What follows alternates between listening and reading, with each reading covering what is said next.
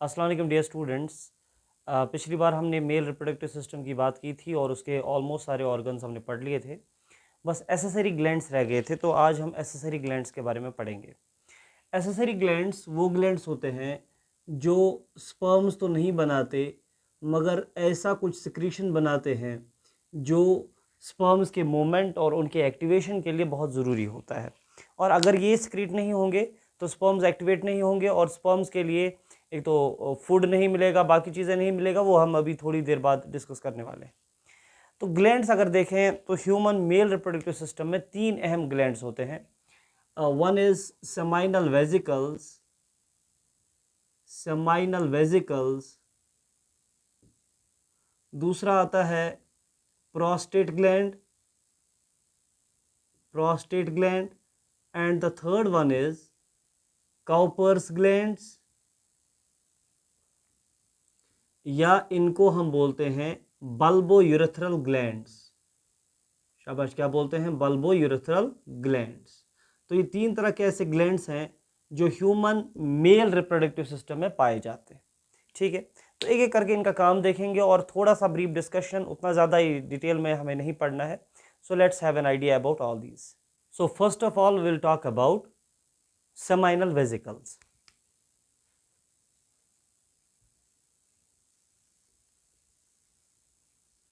Seminal vesicles जो एक pair of glands होते हैं, इनको एक और चीज़ से जाना जाता है, इनको बोलते हैं uterus masculinus. They are contorted musculoglandular sacs.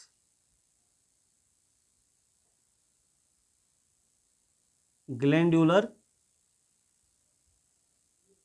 सैक्स। तो अगर हम देखेंगे जो यहाँ पर फॉर एग्जांपल वास डिफरेंस आता था और वास डिफरेंस को आगे यूरेथ्रा में ज्वाइन करना था, लेकिन उससे पहले ही यहाँ से सेमिनल वेजिकल जो है उस नाम के ग्लैंड्स इसके साथ मिलते हैं और उसके बाद इजैकुलेटरी डक्ट बनता है जो फिर बाद में यूरेथ्रा को ज्वाइन करता है। नाउ अगर हम इसकी लोकेशन देखेंगे, लोकेशन के हिसाब से हम बोल सकते हैं इसके आगे यूरिनरी ब्लैडर है और इसके पीछे रेक्टम है। लोकेशन इसकी है between urinary bladder and rectum. ठीक है बेटा, ओके। तो आगे देखेंगे इसका साइज के हिसाब से they are 5 centimetre in length, इनका लेंथ 5 सेंटीमीटर है। इसके अंदर नंबर ऑफ डाइवर्टिक्यूला है, it has a number of diverticula. ठीक है, कई सारे डाइवर्टिक्यूला इसके अंदर होते हैं, राइट। और अगर इसका ओरिजिन देखें, ओरिजिन के हिसाब से इट डेवलप्स फ्रॉम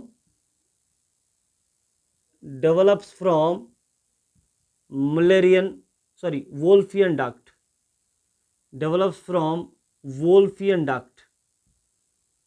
जब डेवलपमेंट की बात आती है तो हमारे पास एम्ब्रियो स्टेज में 2 डक्ट्स होते हैं, वन इज वोल्फियन डक्ट, ये है वोल्फियन डक्ट, और उसके बाद दूसरा डक्ट होता है that is Mullerian duct, okay. Males में वोल्फियन डक्ट डेवलप होता है और इसी से सारे accessory glands and accessory parts बनते हैं। लेकिन अगर मुलेरियन डक्ट की बात करेंगे तो इससे फीमेल रिप्रोडक्टिव ऑर्गन्स बनते हैं। तो कहीं कहीं पे ये लिखा जाता है, कहीं कहीं पे बुक्स में लिखा जाता है, लेकिन ये इंफॉर्मेशन जो है आपके लिए नीट के हिसाब से उतना इम्पोर्टेंट नहीं है। लेकिन अगर कोई ओरिजिन के बारे में पूछे तो उसके लिए याद रखना ठीक रहेगा कि develops from the Wolffian duct. इसका फंक्शन क्या है? जैसे मैंने आपसे पहले ही कहा, ये ग्लैंड है तो ये सिक्रीट करेगा।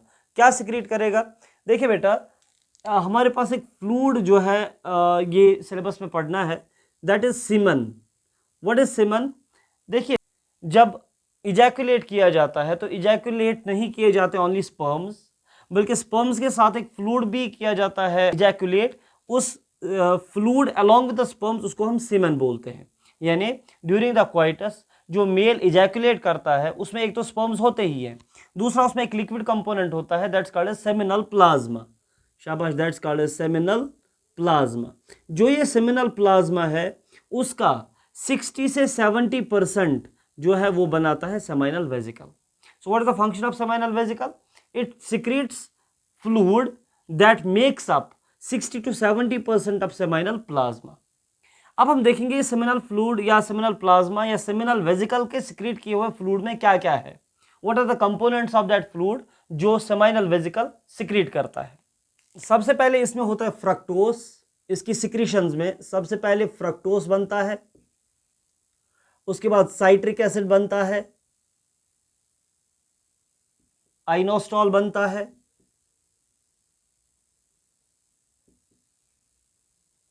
उसके बाद इसमें बनता है प्रोस्टाग्लैंडिन,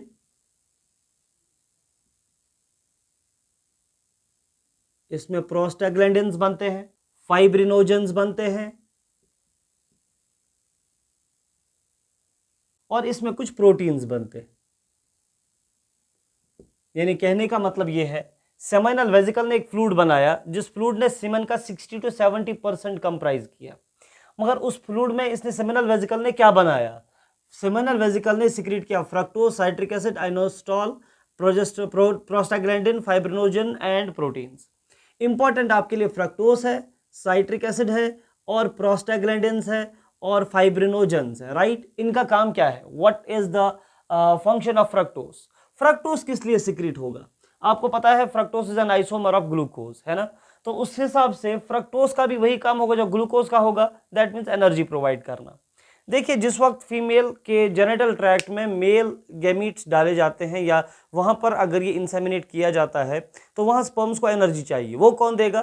तो उसके लिए इन्होंने फ्रक्टोज साथ में उठाया है। तो that means it's a source of energy, source of energy for sperms, right. Okay, citric acid का क्या काम है? साइट्रिक एसिड आपको पता है ये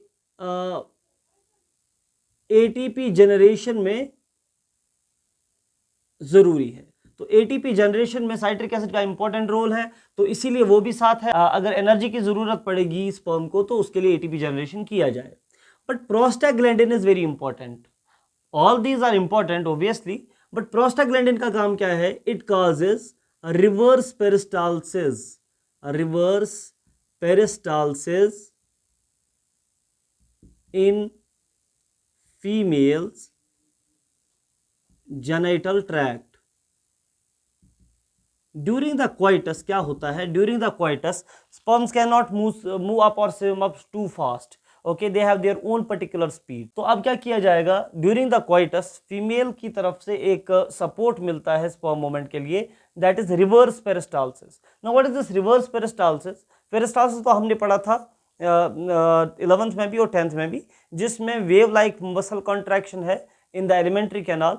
वो upper part of the alimentary canal में शुरू होती है and lower end of the alimentary canal में खत्म होती है, उससे चीजें एनगल्फ हो जाती हैं। लेकिन रिवर्स पेरिस्टाल्सिस का मतलब जब यही peristalsis lower part of the body से स्टार्ट होकर अपर पार्ट ऑफ द बॉडी तक पहुंच जाए। तो फीमेल के जेनिटल ट्रैक्ट में वेजाइना से स्टार्ट होके ये पेरिस्टाल्सिस अपर ये जो है रिप्रोडक्टिव ट्रैक्ट तक हो जाता है। यानी शुरू कहाँ से होता है? Wave of contractions from lower part and and कहाँ पे होता है? अपर पार्ट, इसलिए रिवर्स पेरिस्टाल्सिस। इससे क्या होगा? स्पर्म मूवमेंट में ईजी हो जाएगा। नाउ अगर फाइब्रिनोजन देखा जाए तो soon after the coitus, soon after the insemination जो सीमेन है उसको कोगुलेट किया जाएगा so that it is not washed away. If it is washed away it's all in vain, insemination का कोई फायदा नहीं। इसीलिए soon after the insemination all that seminal material that is coagulated, so उसके लिए फाइब्रिनोजन इसके साथ है, ठीक। तो ये कुछ इंपॉर्टेंट पॉइंट्स हैं सेमिनल वेसिकल के सिक्रीशंस के रिलेटेड और उनके फंक्शंस के related. Now quickly let's talk about the prostate gland.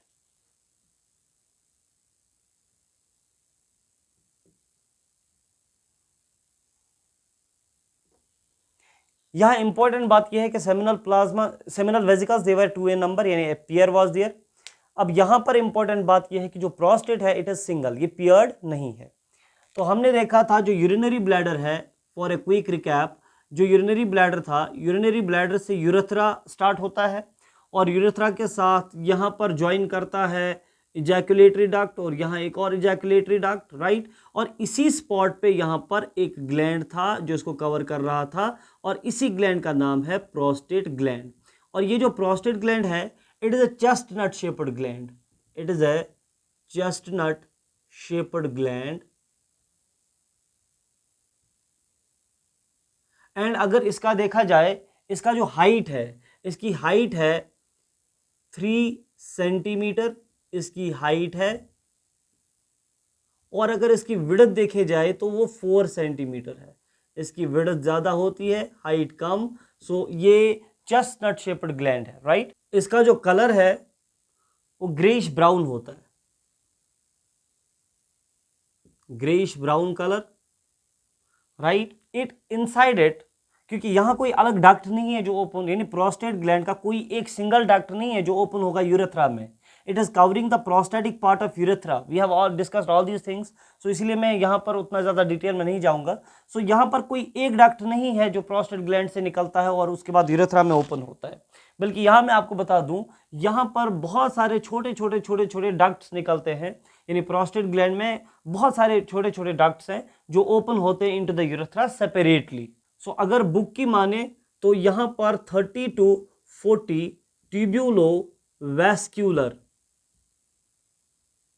Glands हैं जो अलग से सेपरेट से ओपन होते हैं, बट बाय द माइनर या माइन्यूट दोज डक्ट्स, राइट। तो अलग से कोई एक सिंगल डक्ट नहीं है, जहां पर सेमिनल वेसिकल में एक अलग डक्ट था, यहाँ पर ऐसा नहीं है। अब बात करेंगे इसके सिक्रीशन की।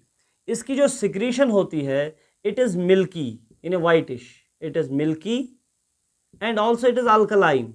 सबसे पहले मैं आपको बता दूं, ये तीनों जो ग्लैंड्स हैं, चाहे सेमिनल वेसिकल की बात करें, प्रोस्टेट की या काउपर्स ग्लैंड की, that has an alkaline secretion, okay. Acidic तो कोई नहीं है।